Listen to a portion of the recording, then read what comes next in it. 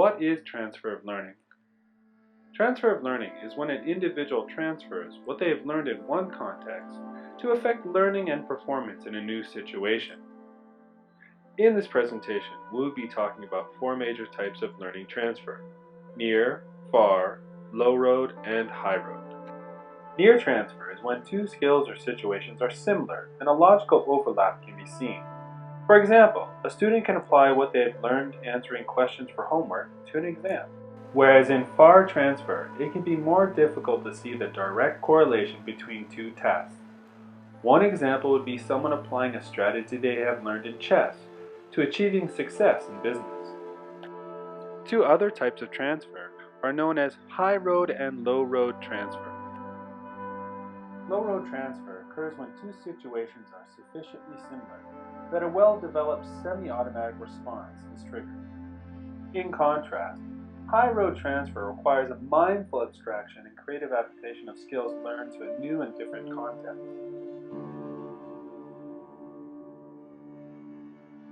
The ability for students to effectively transfer the knowledge and skills they learn in their class is crucial for them to be successful in their lives. So it raises an important question: what factors can help or hinder the transfer of learning for our students? The following is a list of some of the most well-documented and tested factors that can help or harm the transfer of learning. Perhaps the most crucial component for effective transfer is the importance of mastery of learning. Mastery of learning requires that one has acquired and internalized a given concept so that it's been completely understood. Understanding means more than just memorizing facts and procedures. It implies that they have a full grasp of the underlying principles of a given concept or task. Only students who fully understand the concept will be able to apply it effectively to new situations. A key factor that helps students achieve mastery in their learning is by providing them with ample time and opportunities to learn the new concept. To achieve mastery, learners must devote a significant amount of time recognizing and memorizing patterns of information, and then be able to analyze it adequately to select and execute an appropriate response. The complexity of the task being learned and the unique capabilities of your students will influence how much time they will need to develop mastery. Students need to be motivated to invest the time and effort that is required for true learning.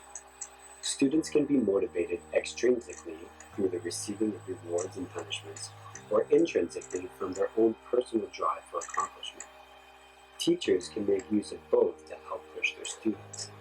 Successful teachers use a variety of methods to accomplish this, from initiating inspirational and interesting conversations to designing of social and engaging learning activities. Students are more often motivated to learn when they know what they are learning will be useful to them outside in the real world. Therefore, teachers should establish and reinforce the connections between the concepts and skills students are learning in class to those in their everyday lives. Just because you learn something in one context does not mean you can apply it effectively to another. How able people are at applying their learning to new contexts depend on how they learned it in the first place, and is therefore something teachers can influence. For example, when teaching new concepts, it is important not to attach too much context to the knowledge that they are learning. Instead, make sure to frame the information in as many different situations as possible. For example, when teaching about ratios, you might ask students when they use or see ratios in their non-school life.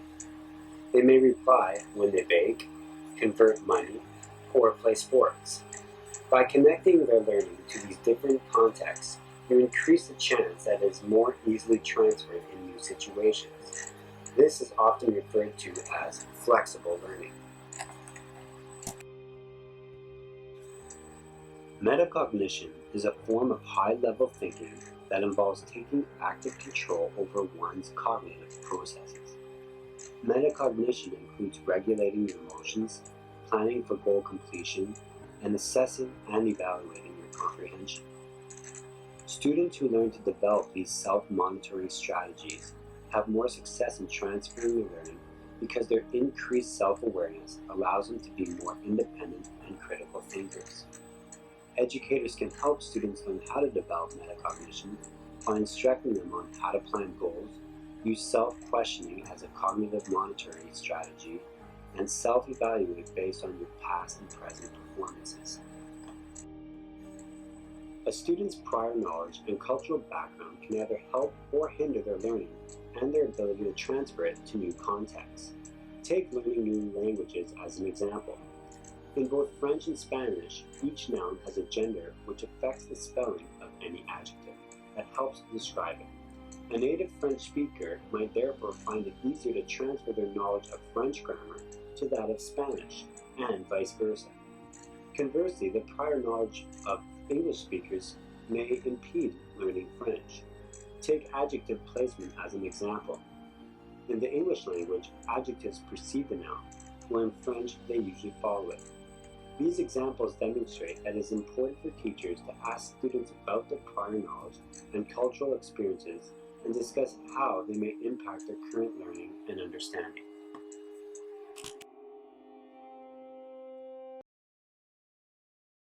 In teaching for transfer, one must consider the learners, the learning environment, and the instructional design. Learners enter our classrooms with different backgrounds, experiences, and levels of understanding. As highlighted earlier, these aspects are important because a child's prior knowledge is impacted by these factors and new learning evolves through transfer of the previous knowledge. An optimal environment for transfer to occur is one that makes the learning visible, engaging, and interactive. Pictures and posters that illustrate concepts are necessary. Graphic organizers applied across lessons and content are also useful as they help to bridge the connections. Students benefit from activities that allow them hands-on experiences and occasions to discuss and externally process their understandings with others. They need opportunities to activate prior knowledge and tap into their metacognition.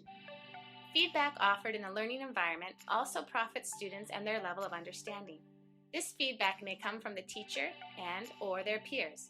Furthermore, placing students in authentic learning situations promotes transfer. When the knowledge to be acquired is presented in a useful and meaningful way, the impact on learners and the motivation to learn is high. Other activities such as jigsaw, peer teaching, collaboration, discussion groups, scaffolding, and modeling keep the learning environment active and dynamic.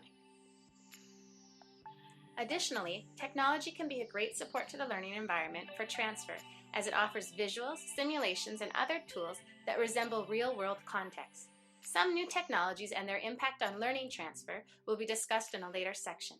When designed well with purpose, variety, and activity, the learning environment can support the transfer of learning.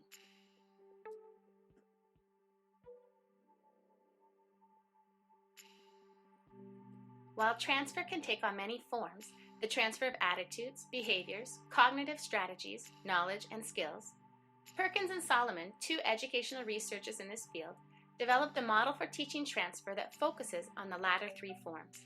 In their research, they identified two kinds of transfer that happen in learning, low road and high road.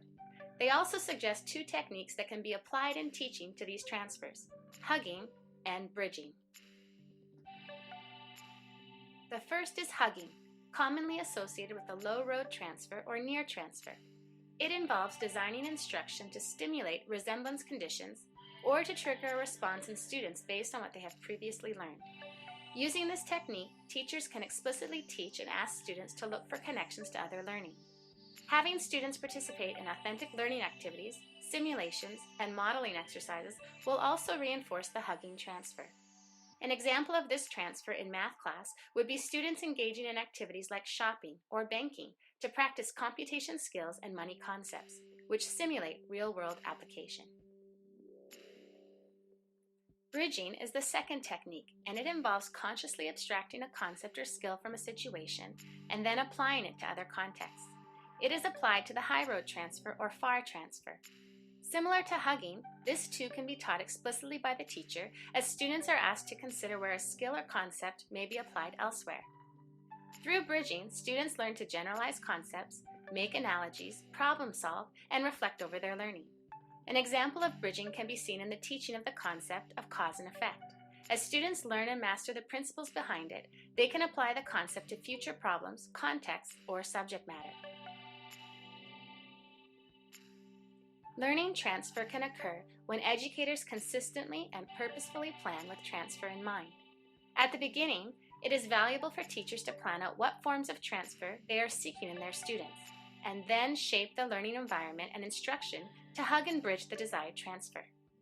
Perkins and Solomon propose that not only do the principles of transfer apply to teachers, but students can also be taught the skills of transfer, how to hug and bridge, to use on their own.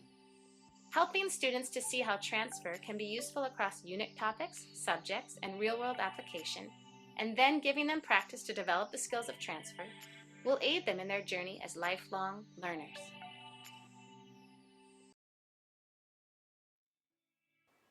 How can technology be used to facilitate positive transfer in students?